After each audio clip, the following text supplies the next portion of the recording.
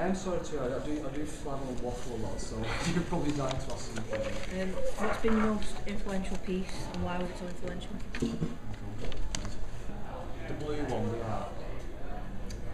Davis Joey, you know the blue piece with the one where I said the stonemason, and I copied the shape because it was very early, and that I made that, and again because I wasn't very confident in just making something for its own sake. I didn't have a purpose, it was just a piece of art. I exhibited that at the Blue Coat Gallery in Liverpool, which is quite a prestigious place, and it was part of a shared exhibition with other artists. They got a lot of good feedback that, and it made me feel quite good about myself. It kind of gave me a lot of confidence. Anybody else? Sophie, you've got something? Where do you get your inspiration from? Is it from other artists or like from the people you talk to? Yes, sometimes other artists, and just sometimes looking at things. I mean, this building's quite good for me because it's quite, some parts of it are quite, architecture kind of does it for me as well. Sometimes you see steel and glass and things set against one another and looking at shapes, quite like that. But just a mixture. I can't honestly say that it's one thing. I mean, I do like other artists' work, and I do try to go to exhibits and exhibitions as often as I can. I mean, one artist as well, which I was looking at, Mark Rothko. He did a lot canvas, he's painting, but if you look at him, he does lots of like geometric shapes, and I quite like the colours he uses as well. So yeah, a mixture of lots of things really. Yes, anybody else? Lauren? If you could pick anywhere in the world to place a piece of your art, where would you? No. I'd love to. The Tate in London is fantastic. If you ever get a chance to go down there in the old power station, Tate Modern. Yeah, it'd be nice to think I could exhibit something there, but as artists go, and very low down in the old pecking order of anybody who's known or influential. So, yeah. Roseanne? Do you think it's important to work with schools and things? Oh, what, sorry, Do you think it's important to work with schools and public places? Yeah, I do, because I think it's important to just be able to piece together where. I'm not too sure whether you guys want to work in art when you're older or what, but I think sometimes it's knowing how to get from A to B and where somebody's come from to get there.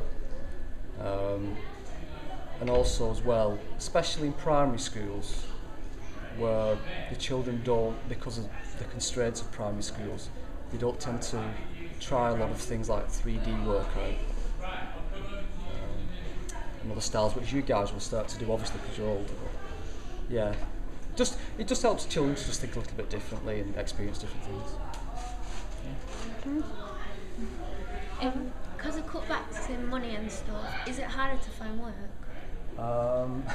It's a good question that. I was very busy up till summer last year, and then my final quarter of the year I was very, very quiet, and I got a little bit nervous about what I was going to do, and you sometimes have to start to think about how you can apply what you do to potentially keep it going. I really love my job, and I've been very lucky over the last few years. I'm not saying it's been easy, but I'm still managing to pay my mortgage and enjoy my working week, and look after my family. This year so far, up to summer, this summer coming up, I'm quite busy. But I have overheads as well, such as a place to work, a unit that I work from. I've got to pay rent on that. And it is a worry, yeah. But at the moment, it's not affecting me too badly. But I am aware of other artists that I know who have been affected by it. Yeah. Claire? Do you find out the history before you know where to put a piece of art? The history of Yeah. Yeah. An example of this, you have to do research around a brief if you get accepted for a brief. So basically you go for an interview, if they like you, they say, right, well, you go away and research it. And it's usually good to go to the interview with a little bit of background knowledge before you do it. But an example of that is I'm doing some artwork for some railings around a park that's near to Barton Bridge, and it was the first aqueduct basically. well, not the first aqueduct in the world, the Romans in many aqueducts, but it was a pioneer of canals, basically, a canal-based aqueduct. And what we did is on Monday I went out with some children from Godfrey Ehrman Primary School, and we went on a canal boat trip up to Worsley. We had to take lots of photographs, they gave us a tour, an historian came along, and plus I've had to go to Worsley Library to get lots of books. So that's what I've been doing over the last couple of days, researching around the area, the canal, the history, and then working with the children to develop some designs, and then I will interpret those designs in the finished work, which is going to be made out of steel. Yeah. So going back to your question, yeah, there's a lot of research generally goes into most things. How long does the planning and making of a piece take, and how much do they usually cost? It depends. The planning can take.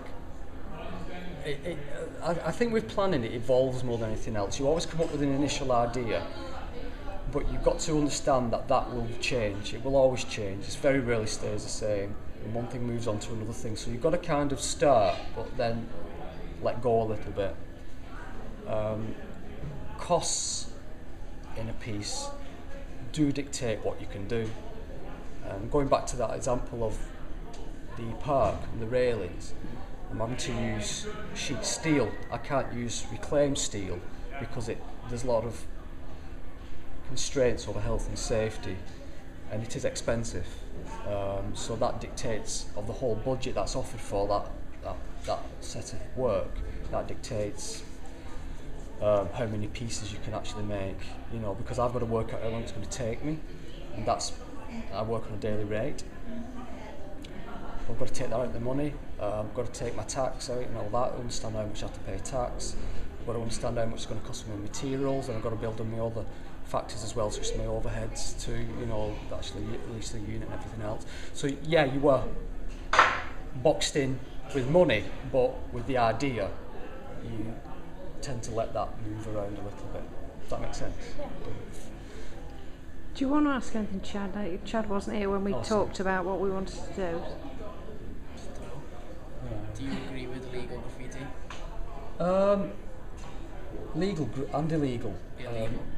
I actually, it's a funny thing to say you agree with it. I would hate to think somebody would be really mortifiedly damaged by somebody's graffiti, but then again, I don't think people generally are. If it's, I mean, for instance, a lot of the stuff around London, for instance, and Bristol, that Banksy did the early days of graffiti, and like Space Invader in Paris and such, it was frowned upon.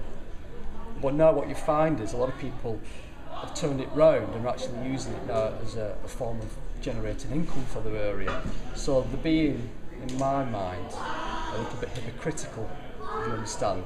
They're only interested in that art if it's successful from a monetary point of view. So I would hate to think that, you know, if you would graffiti somebody's home to intimidate them or to affect their lives, but yeah, I understand where you're coming from. Without that, if you think about it, none of that graffiti art had ever taken place. It'd be really quite sad. I don't know what your opinion is on it. No, I think it's bad that like Banksy and people like that are accepted now because they're good, but like people who are coming up go to prison and stuff because they're not as good yet. Yeah. To get as good as that, you've got to be able to be out there and practice. Yeah, I understand where you're coming from. But I think if you believe in something, which obviously they believed in what they were doing, it's important. When I was doing graphic design, hip hop was quite big, and there was a lot of groups like De La Soul and in America and such, and there was a lot of people who was into that. And the Happy Mondays were around, so it was all the Manchester scene.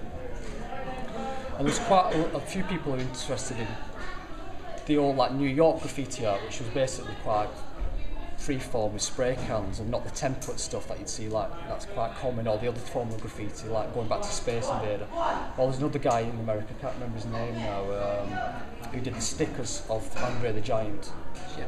Shepard Fairey. So it's kind of changed a lot, but back then it was really kind of underground, and I don't know, it was just universally frowned upon, but now it's kind of, I think, accepted. Now, what the argument between good and bad is a difficult one, really. I think if you just believe in it enough, you should, in something, you know, it's a personal thing, I think, and if you're willing to take the risk with that, it's something that's up to you. I'm not driven by it personally. I mean, the kids who I worked with in Broughton, they were driven by tagging. I don't know why. I think it was. I'm sorry to waffle on. I think it was a territorial thing more than anything else. So I kind of disputed the art of it, really. I found it quite banal. I found just tagging your name. To be able to piece, you've got to be able to tag. And Yeah, that's but where you learn the letter structure and stuff. yeah, but I think the tagging, I can understand it with a piece, but I found it very hard to see it on its own, and because some tagging is really quite good in so much as the artistic way of doing it.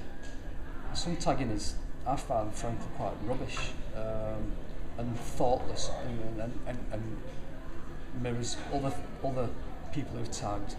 But probably the start of it was probably some really revolutionary ideas.